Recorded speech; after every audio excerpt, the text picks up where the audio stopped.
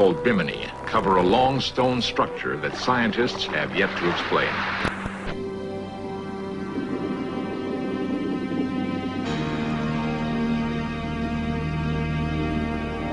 The stones appear to be so carefully placed, some people have concluded they are either a road or a wall, perhaps even a remnant of Atlantis. A nearby healing well is supposedly linked to the mystical springs of that lost civilization. While diving near Bimini, a San Diego physician claims discovery of a submerged pyramid, inside which he found a crystal ball. He says this crystal emits a power capable of repelling metal.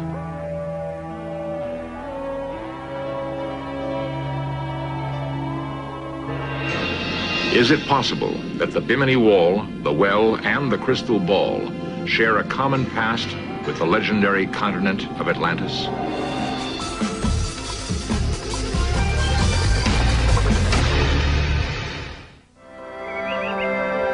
The Twin Islands of Bimini, 60 miles east of Florida, are a tropical paradise, home for 2,000 people. The atmosphere is relaxed and happy. It seems difficult to imagine that these easygoing people could be the descendants of Atlanteans who purportedly had the power to rule the world. There is, however, evidence that alludes to that fact. Beyond the fashionable yachting docks in the dense undergrowth of the North Island is the figure of a fish etched in sand. Native lore gives no clue to what it represents, but it does lie close to a mysterious series of huge square rocks submerged in 15 feet of water off the coast. The blocks are so perfectly fitted together that some people have likened them to a Roman highway. No clues exist to the origin of the blocks. There are claims that they are ordinary beach rock which broke off from the Bimini coastline thousands of years ago. Such formations are common in tropical waters throughout the world. One of those who believes the wall is beach rock is Eugene Shin, a U.S. Geological Survey team member who conducted an analysis of the Bimini Wall. We did two types of things. First, we cored the blocks, and we determined that they were beach rock. And every geologist, and that's dozens of geologists, have looked at those rocks, and everyone has come to the conclusion it's beach rock because it's so easy to recognize. The question is, are those slabs of beach rock in place? Shin and a three-man diving team used hydraulic drills to bore through the rocks. 18 cores were taken. The goal was to determine if the stones had once been part of the coastline. If so, had they fallen into the sea or been carefully placed in position? After drilling down half a foot, the geologists removed the cores and examined them closely. The pattern of the grain indicated that the stones had formed naturally and then at some later date became submerged. This finding led to Shin's own conclusions about the origin of the wall. Well, I think it's an entirely natural phenomenon, composed of beach rock, as I pointed out earlier, and a combination of a little rise in sea level and the scouring out of the sand underneath has caused the blocks to settle to the bottom. And all of the various shapes can easily be explained by well-known natural phenomenon familiar to all geologists. Shin points to a similar phenomenon occurring at the Dry Tortugas National Park south of Key West, Florida. Could the constant attack of the surf have created the lines in the Bimini Wall, just as it has created these individual blocks in the Tortugas? Other questions remain unanswered. How could the Bimini Wall have dropped 15 feet when the natural erosion rates indicate that it should be no deeper than 3 feet below the surface? More importantly, how could part of the wall run perpendicular to Bimini's coastline? We are left to ponder the possibility that the Bimini stones were so carefully cut and aligned, they are in harmony with existing natural beach rock. This painstaking placement would require sophisticated mechanical tools. Such tools could only be designed and handled by people of superior intelligence. In the 1930s, psychic Edgar Cayce predicted that part of Atlantis would surface in the late 1960s. In 1968, the Bimini Wall was discovered. Was it possible that the strange stone structure could be part of Atlantis or one of its outposts? Plato was the first to mention Atlantis.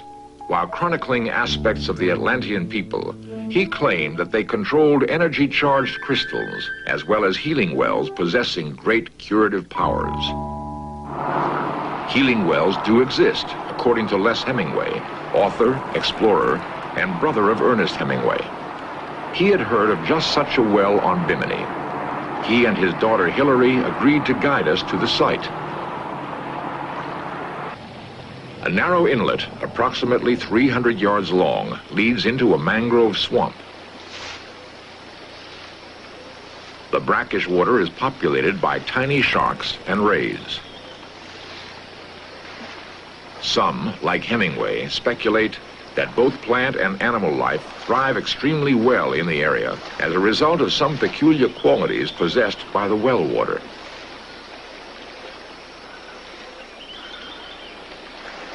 Admittedly, Hemingway is not an expert on the well's special properties as a result of direct personal experience.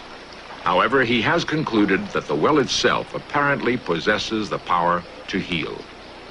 Here is where the actual fountain of youth is. The flow is thousands of gallons per day, and it's absolutely cold, pure, fresh water coming right up in a saltwater pool. The water apparently has definite curative powers because various people who have both major and minor ailments have soaked in it and have experienced an amazing amount of ease from their problems.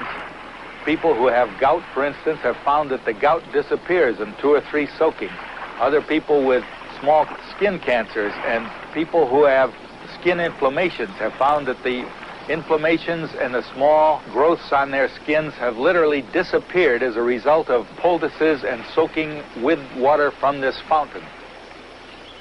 Surprisingly, Hemingway's claims have received some scientific support. Miami psychologist Adolfo Villasuso tested the well waters and found an unusual amount of a certain element. There were 2 water samples that I had analyzed in 2 local laboratories. One of them I took myself because I was kind of surprised at the high amount of lithium that was found in the well. It was a substantial amount. Laboratory analyses repeatedly revealed that the well water did have an extremely high content of lithium. Researchers within the last 10 years have found that lithium has been particularly useful in producing soothing reactions in both normal and disturbed people. Originally, before it was known that lithium exerted a calming, a therapeutic effect in people with manic depressive illnesses, there are stories in Roman times, in the Middle Ages, that people with this illness were sent to wells which were high on lithium, and lo and behold, they were cured. Did an ancient race know of Bimini's lithium well? If so, perhaps Plato's assertion that Atlantis possessed magical waters was correct. The way this well has been cut down through solid rock and the way this well seems to be so well hidden are 2 very different things. The hiding part, I think, may have developed in the last few hundred years and is a result of just local growth. But the cutting down through solid rock is something that had to be done by intelligent beings who had access to great use of tools and most unusual tools. We don't know whether Atlanteans did this or not. I, of course, would like to think that they did, and it's very possible that they did. It's just that none of us have been able to trace back prehistory to Atlantean days in this particular spot. From the air, another peculiar fact about Bimini becomes apparent. Perfectly straight lines carved in the sand slice across the island. Most point directly to the well. Perhaps the lines, the Bimini Wall, and the well are linked by common ties to the people of Atlantis. Is it possible that further exploration around Bimini might reveal hard evidence of the brilliant but lost Atlantean civilization?